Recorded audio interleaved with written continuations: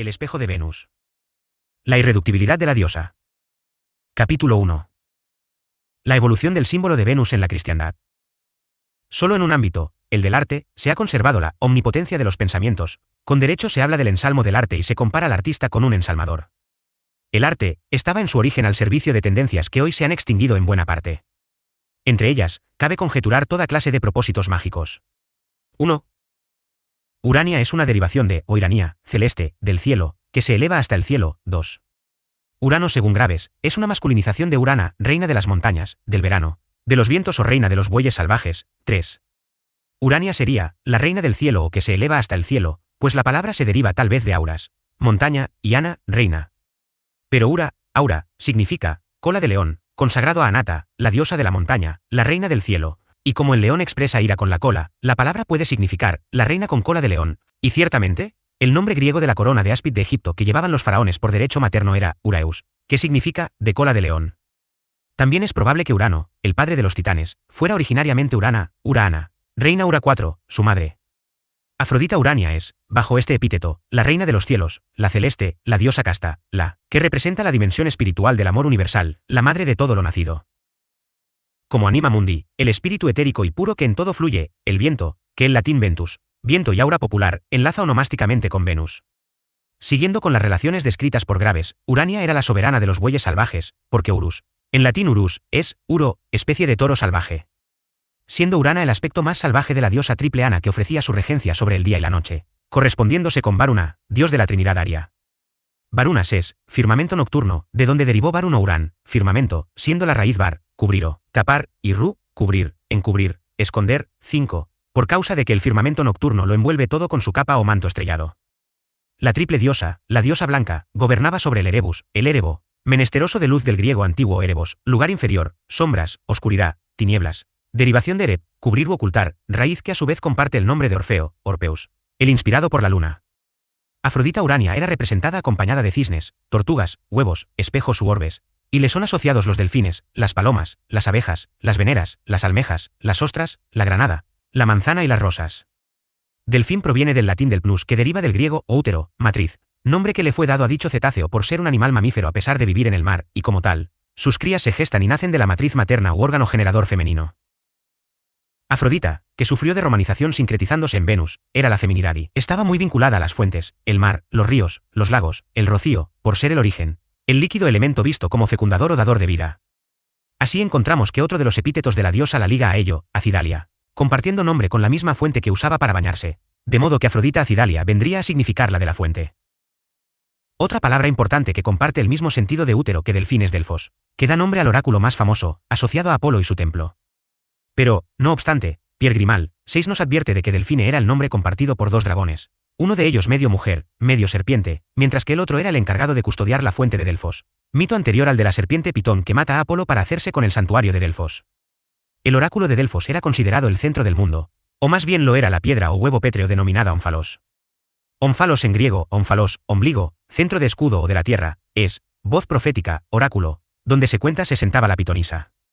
Esta piedra era considerada por los griegos el ombligo del mundo.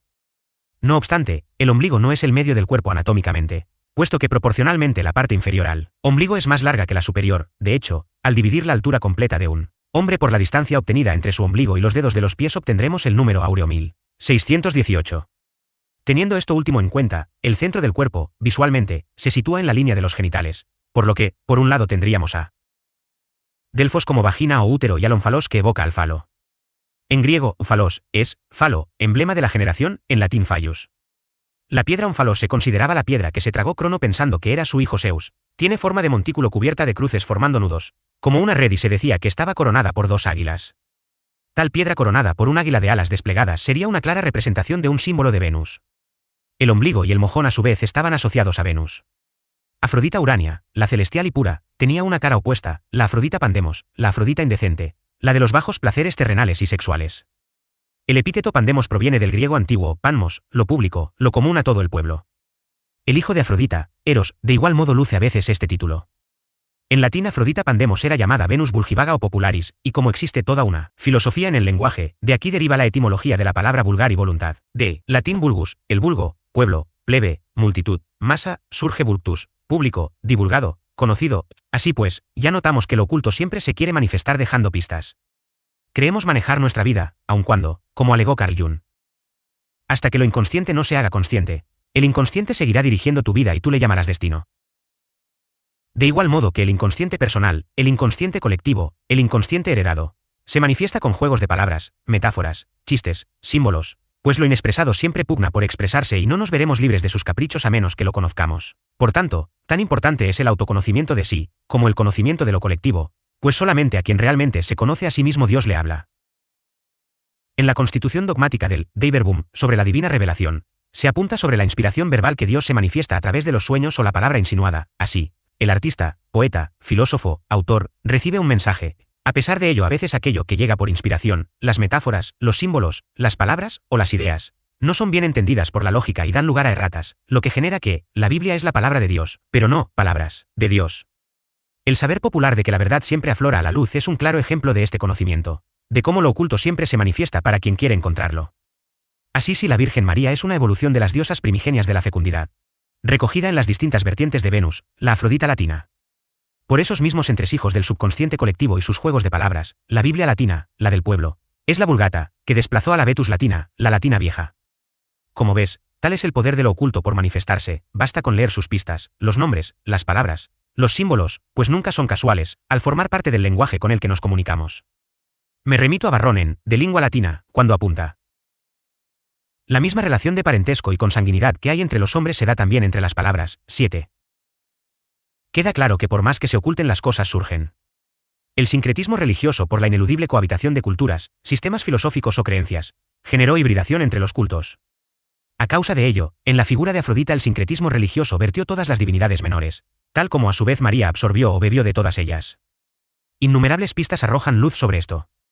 De entrada, las paradojas marianas y el misterio mismo de Dios, que quiso hacerse niño, el Verbo encarnado, nos expresan que María es la que dio el ser al creador de todo, la que engendró al mismo que la había creado a ella, la que existía antes que Dios se encarnara, la que encerró en su seno al inmenso e infinito, aquella que encerró en sus entrañas a quien no cabe en todo el mundo, la que sostuvo en sus brazos al que todo lo sustenta, la que tuvo obligación de ejercer vigilancia materna sobre el que todo lo ve, la que tuvo a su cuidado al Dios que cuida de todos, la que tocó los confines de quien no tiene fin. Todas estas paradojas marianas son aplicables a la diosa egipcia Hathor, madre, esposa, hija de Ra e incluso la mismísima esencia de Ra. Veamos a qué nos lleva la terminología del nombre María. María es la forma helenizada del nombre arameo Marim, en hebreo Mriam. El hebreo Maryam, gota del mar, surge de la unión de mar y yam. Gota, lo que tradujo Eusebio de Cesarea al latín por Stilmaris. Aunque por esas jugarretas del inconsciente podría ser que un copista lo transcribiera como Stella Maris, estrella del mar, que es como ha sido perpetuado hasta nuestros días y que desvela su asociación con la diosa egipcia Isis, puesto que Stella Maris es un sobrenombre latín dado a la estrella Sirio, estrella venerada por los egipcios como la diosa Sopdet, Sotis o Setis, identificada por ellos como Isis en varios textos. De igual modo, Stilmaris, gota de mar, religa a María con la venusiana Afrodita, cuyo nombre Aphrodite en griego antiguo es Daprodit, surgida de la espuma, de tapros, espuma, espumarajo, baba. Asociada a la aurora y el rocío, la rosada que todo reverdece, las gotas de agua del amanecer. En el santuario de Nuestra Señora de Lourdes leemos: reverdeced cual rosa plantada junto a la ribera de las aguas. 8. Por otra parte, vemos que la estrella Sirio que se sienta en el oeste compartiendo el véspero junto a Venus, realiza un curioso movimiento a ojos del observador terrestre, cuando tras pasar 3 meses bajo el horizonte atraviesa la linde del hemisferio visible por el este, renaciendo una vez al año junto al sol al amanecer, día que coincidiendo con la crecida del Nilo, marcaba el comienzo del año en el calendario egipcio, reverdeciendo, devolviendo la vida a las riberas del Nilo. Por su entrelazamiento como estrellas del amanecer y atardecer, los mitos de Venus y Sirio a menudo se funden.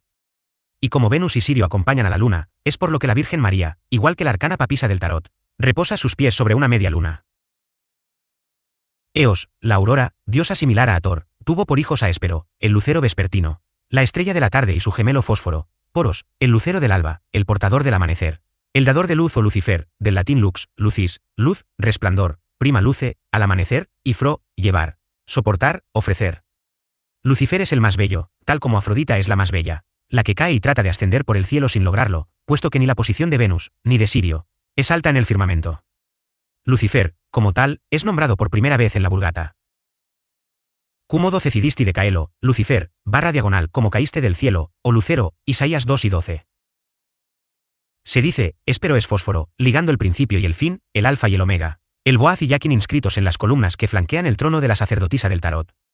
Así son, por tanto, lógicas las atribuciones que comparten Hathor e Isis como diosas de la fecundidad y acogedoras de los muertos, dado que ambas diosas representan aspectos del planeta Venus y la estrella Sirio, los luceros del amanecer, que marcan el nacimiento, pero que de manera análoga como luceros del atardecer preceden al ocaso y, por tanto, a la muerte. Es por ello que María sostiene a Cristo nacido y Cristo muerto, Isis abraza el cadáver de su mellizo Osiris, Afrodita abraza a su amante Adonis muerto, y Eos abraza a su hijo Memnón muerto en el campo de batalla. Todas estas divinidades femeninas están presentes tanto en el nacimiento como en la muerte de su hijo, hermano o amante, como Afrodita que guarda al recién nacido Adonis en un cofre de madera. Al respecto de Eos de sublime belleza, Hesíodo describe: brilla sobre todos los que están en la tierra y sobre los inmortales dioses que viven en el ancho cielo. Las lágrimas de Eos son el rocío matutino y Homero le brinda el epíteto rododáctila, de dedos de rosa, de rosados dedos, y el de Erigenia, que nace pronto.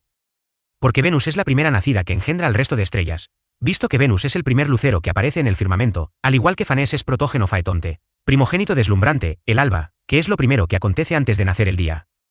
Incluso la palabra matutino, Magnus, deriva del nombre romano de Eos, Matuta. Mater Matuta, era la divinidad asociada al mar y a los puertos marítimos, lo que vuelve a ligar el amanecer y Venus con el mar. El rojo de la aurora es el color de Venus, el color de su sangre, que en otros mitos tiñe las rosas blancas y las vuelve rojas.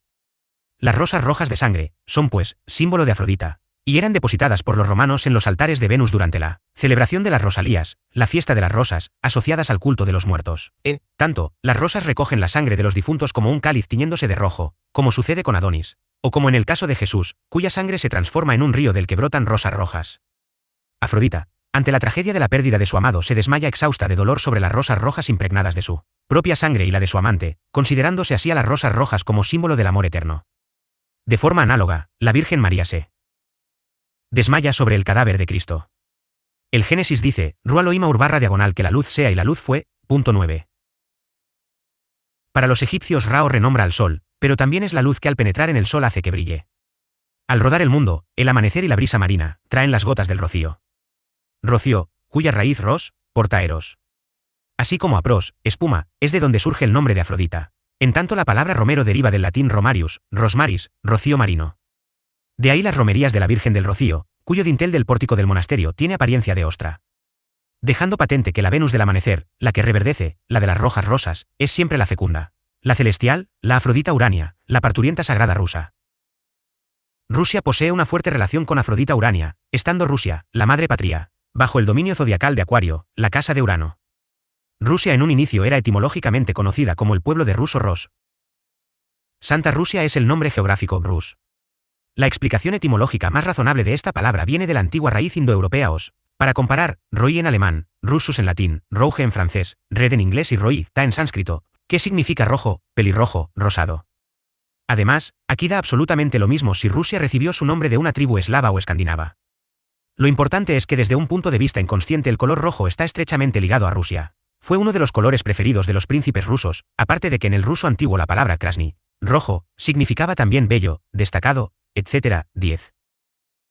Baba Yaga, la bruja rusa que devora niños, es vista como la dama blanca de la muerte y el renacimiento, que guarda las aguas de la vida y la muerte, que rejuvenece mediante un brebaje de rosas azules. La bruja es un símbolo de la diosa tripartita que representa las tres edades de la mujer, la virgen, la madre y la bruja, la hija, la madre, la abuela. En relación con la diosa madre que sostiene al hijo en la vida y en la muerte, como la imagen de la piedad, la Virgen María que sostiene y llora a su hijo muerto, observamos en Rusia el monumento de la afligida madre que abraza al soldado caído en la batalla. La Virgen María es la rosa mística coronada de rosas rojas. Así, no es de extrañar que el rosario de la liturgia cristiana derivara su nombre del latín rosarium, jardín de rosas. Rosaleda, y de ahí también el nombre dado a los rosetones de las catedrales, símbolo que a la par alude al renacimiento y los ciclos del año. ¿Pero qué más ves en el rosario? Míralo, es una circunferencia de la que pende una cruz, el símbolo de Venus, el símbolo universal de lo femenino, el útero materno, el símbolo que inunda la iconografía cristiana. El símbolo de Venus, el espejo de Venus, es la evolución del N, que portaban las diosas Isis y Hathor.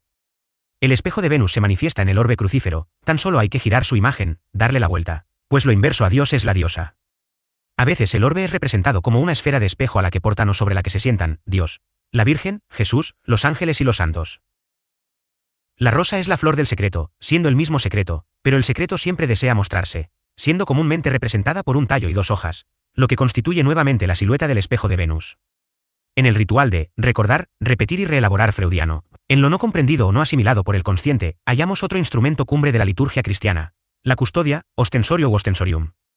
El ostensorio es un claro símbolo de la diosa de la fecundidad, el útero materno, que guarda dentro de sí el cuerpo de Cristo y que simboliza a su vez al espejo de Venus, ante lo que me asalta el recuerdo de la reina Isabel la Católica, donando sus espejos a la Iglesia para fabricar ostensorios con ellos. El vocablo ostensorium proviene del latín ostento, ostentación, alarde, simulación, apariencia, haciendo aquí partícipe al chiste al formar parte de la liturgia del secreto. Es de saber popular que el mejor escondite está siempre a la vista de todos, así el ostensorio es un artilugio donde se coloca la hostia, el cuerpo de Cristo, después de ser consagrada, una repetición neurótica de ocultar la fecundación. El ostensorium se compone de un espejo o una esfera de cristal en el centro de un símbolo de Venus inverso, mostrando que lo contrario de la religión patriarcal de la Iglesia es la religión matriarcal, la oculta, la soterrada, la sometida, la condenada al ostracismo, que no obstante se resiste a callar y se manifiesta. Porque el símbolo del anticristo no es la cruz invertida, sino el orbe crucífero invertido, dado que el espejo de Venus simboliza lo contrario a Dios, al ser símbolo de la diosa. Así, por esas ironías del inconsciente encontramos que ostracismo deriva del griego ostreion, ostra. Color de púrpura, o ostracon, vasija de barro, pedazo de una vasija rota, sobre la cual se escribía el nombre del condenado al ostracismo. Y la concha se asocia a Venus, puesto que ella es la gran diosa excluida, la arrojada al desierto.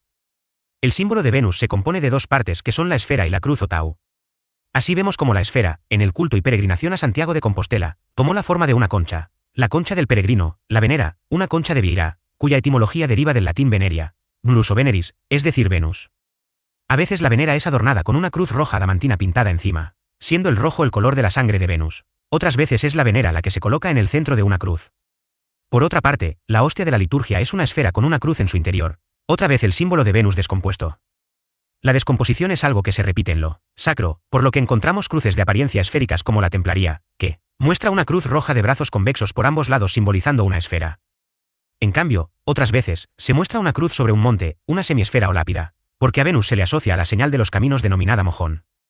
La cruz en cuyo centro hay un círculo es otra descomposición. También se ve cómo el círculo adquiere la imagen de una rosa para los rosacruces, quienes además acompañan la cruz con un cisne con crías o huevos. Para los peregrinos el círculo toma el aspecto de venera, como en la liturgia la esfera se torna copa, el cáliz, el receptáculo que contiene la sangre de Cristo, en cuya iconografía se aprecia cómo el pintor juega con la perspectiva tratando de reflejar la redondez de la boca de la copa. La cruz dentro del círculo la podemos hallar en otros símbolos como la rosa de los mares, la rosa de los vientos. Porque los vientos, los alados vientos, son los hijos de Eos, que custodian el cuerpo de su hermano Memnón muerto, por el que su madre llora y al que Zeus concede la inmortalidad y asciende al cielo. El secreto del Sagrado Corazón, de nuevo la palabra secreto o misterio, volviendo a señalar lo que se muestra a ojos de todos, que el corazón sangrante con la espada o la cruz encima es el espejo de Venus. La matriz sangrante, la copa como continente de sangre, por ello el corazón es la copa de la baraja española. En tanto la pica sobre el corazón es lo mismo que la espada sobre la copa, la tau sobre el círculo. El Nuevo Testamento al hablarnos del Divino Corazón, dice: Si alguno tiene sed, venga a mí y beba, si cree en mí. Pues como dice la Escritura, brotarán de su corazón ríos de agua viva, Juan 7, 37-39. Ator, la sustentadora de los muertos, daba de beber el agua de la vida a los difuntos, alimentándolos con sus frutos, siendo ella el árbol de la vida. La tau es como el árbol de ramas bifurcadas que brota sobre la esfera terrestre. Mientras que en la simbología cristiana, la cruz simboliza el cuerpo de Cristo y el círculo el cáliz, su sangre. Leemos en la Vulgata. Respondiéndole Jesús, cualquiera que bebe de esta agua tendrá otra vez sed, pero quien bebiere del agua que yo le daré, nunca jamás volverá a tener sed. Antes el agua que yo le daré, vendrá a ser dentro de él un manantial de agua que manará sin cesar hasta la vida eterna. Juan 4, 13-14. A lo que Jesús respondió, yo soy el pan de vida, el que viene a mí, no tendrá hambre y el que cree en mí, no tendrá sed jamás. Por tanto la voluntad de mi Padre, que me ha enviado, es que todo aquel que ve, o conoce, al Hijo, y cree en él, tenga vida eterna, y yo le resucitaré en el último día, yo soy el pan vivo, que he descendido del cielo. Quien comiere de este pan, vivirá eternamente, y el pan que yo daré, es mi misma carne, la cual daré yo para la vida o salvación del mundo. En verdad os digo, que si no comiereis la carne del Hijo del Hombre, y no bebiereis su sangre, no tendréis vida en vosotros. Quien come de mi carne y bebe mi sangre, tiene vida eterna, y yo le resucitaré en el último día. Porque mi carne verdaderamente es comida, y mi sangre es verdaderamente bebida. Quien come mi carne, y bebe mi sangre, en mí mora, y yo en él. Así como el Padre que me ha enviado vive, y yo vivo por el Padre, así quien me come, también él vivirá por mí, y de mi propia vida. Juan 6, 35-58. De la sangre de Jesús brotan las rosas rojas, igual que de la sangre del dragón brota un rosal, porque el libro y la rosa de San Jordi, San Jorge, nos enlazan con otro símbolo que sustituye a los anteriores pero que guarda significado análogo, el libro. El libro que vemos porta la sacerdotisa de los arcanos del tarot, o el libro del Pantocrátor, que reza. 11. Yo soy la luz, la verdad y la vida. La vinculación del cáliz del vino con el libro de la verdad me traslada al banquete de Platón cuando el filósofo escribe por boca de Alcibíades. Según el dicho, el vino, con niños o sin niños, es veraz. 12. Esto se refiere al dicho, in vino veritas, vino y verdad, que apunta sobre que el vino y los niños dicen la verdad. Así, en el trance del vino el subconsciente puede aflorar al hallar menos resistencias y explicar verdades. La corriente de la doble verdad sobre una realidad oculta nos transporta a la idea de que hay una realidad dual, en tanto hay una verdad aparente y real, y otra más ligada a la fe, la inspiración o el alma, no menos verdadera, pero difícil de hallar. Del latín venere surge venerar, palabra unida etimológicamente a Venus. Veneramos a Dios por espejamiento, porque como se ha visto todo empieza y termina en Venus, la que constituye el misterio del nacimiento, la muerte y el renacimiento.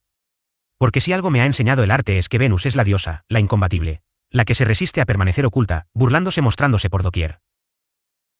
Retornado al símbolo del monte y su asociación con Venus, tenemos el Mons Pubis, monte Pubis, denominado en las mujeres Mons Veneris, monte de Venus.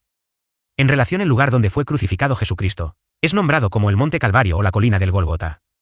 Tanto Gólgota como Calvario tienen, etimológicamente hablando, su origen en la palabra calavera y se lo describe como un monte árido, calvo, sin pelo, por ser virginal. Gólgota, derivación del griego Golgots, tiene su origen etimológico en la traducción al griego de un término arameo del Nuevo Testamento, Gulgalta, que se traduce como lugar de la calavera. En la Vulgata latina, Calvaria locus, es un osario de donde deriva Calvario, y que se enlaza con las palabras calva, cráneo, calvites, calvicie, y calvus, calvo. De lo que queda la anécdota de que en un intento de masculinizar a la diosa Venus, esta fue representada esculturalmente calva y con barba, tal como nos refiere Sabino Perea en su libro El sexo divino. Calavere, que se une por etimología a la palabra cántaro, es un cáliz, una copa, lo mismo que el sueco escal, tazón. Brindis, 13 que pronuncian al brindar rememorando su pasado vikingo, cuando las copas usadas para brindar eran calaveras, porque en sueco escalle es cráneo. Pero la asociación de Venus con las calaveras no termina aquí, puesto que Isis Faria, asociada al faro de Alejandría en la isla Faros y, por tanto, portadora de la luz, poseía, por símbolos el ancla y el timón, al ser la patrona de los marineros, la reina del mar. El mar por los marineros es visto como una mujer que aporta la vida, pero también la muerte. Así que, ¿qué ves en la Yali Roger, la bandera pirata? Una calavera con una cruz de tibias o espadas cruzadas, otra vez, el espejo de Venus descompuesto. El origen del nombre de la bandera es controvertido. Algunas apuestas son que Yali Roger derive del francés Joli Rouge, rojo bonito, bastante rojo o incluso amante del rojo, haciendo referencia a las banderas rojas de los corsarios franceses o la sangre derramada. Otros apuntan a que deriva de Ali Raja, rey del mar, que se corrompería en Ol Roger, el viejo vagabundo errante, lo cual para mí es muy evocador, puesto que era un modo de nombrar al diablo. Yali también podría haber derivado de Olen, Joli, Jouli, acebo y sagrado, santo. Sin embargo, otra versión de su origen liga su iconografía al símbolo que empleaban para señalar sus tumbas los caballeros de la Orden de Malta, la calavera, y las dos tibias. La Orden de Malta fue fundada en Jerusalén, siendo más conocidos como los Caballeros Hospitalarios, cuyo emblema es un óvalo rojo cruzado por una cruz blanca enmarcado por un rosario sobre un manto estrellado, con una corona. Dicha orden, y aquí es cuando todo se enroca cobrando sentido, obtuvo la licencia para construir un hospital de peregrinos junto a la iglesia del Santo Sepulcro, construida sobre el monte Calvario, el lugar de la calavera. A Helena de Constantinopla, la madre de Constantino, se debe el hallazgo del monte Calvario, la cripta de Jesús y su cruz. Allí su hijo, el emperador Constantino I, mandó erigir la iglesia del Santo Sepulcro y una capilla dedicada a Santa Helena, su madre. El emplazamiento del paraje no es casual. La iglesia del Santo Sepulcro se levantó sobre un templo de Afrodita y sobre él posteriormente se levantó otro, en honor de Venus. Helena de Constantinopla, glorificada por su hijo como Santa Helena de la Cruz, es representada sustentando la vera cruz, la cruz verdadera. En tanto, Helena sería el receptáculo, la esfera, a veces representada con su hijo. El mismo Constantino y de Constans, consistente, firme, sólido, perseverante, el libertador de los cristianos, ha sido venerado como santo y considerado el 13º apóstol, deduciéndose que él y su madre de algún modo entrelazan su grandeza con Jesús y María. Al respecto, el padre de Constantino, que compartió el mismo nombre que su hijo, fue sobrenombrado Cloro, en referencia al color verde o palidez de su rostro. Verde, como verde, es el rostro de Osiris, el marido de Isis y padre de Horus.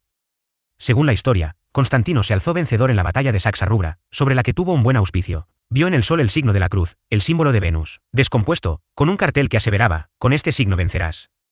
Con todo, Constantino no se convirtió al cristianismo hasta ser bautizado en su lecho de muerte, convirtiéndose así en el primer emperador de los cristianos. Sobre su vida, uno de los aspectos extraños que me llama la atención es que a la muerte de Helena, Constantino ordenara descuartizar su cadáver, embalsamar en sal sus fragmentos y mandarlos a las distintas iglesias como reliquias. No obstante, no abordaré el tema por ahora, para no desviarme de los símbolos de Venus, que es lo que trata este capítulo. Prosigamos, pues, con ellos. La cara vaca es la cruz o forma asociada a la vera cruz con la que aparece Helena más representada. Cara vaca, como el rostro antropomórfico de Hathor, la de cara de vaca, diosa del hogar, cuyo nombre significa casa, la casa de Dios, la casa del dios Horus. Así se entiende el uso mágico de colocar una cruz de cara vaca de cobre, metal de Venus, en la puerta de entrada de una casa al ser considerada un símbolo de protección.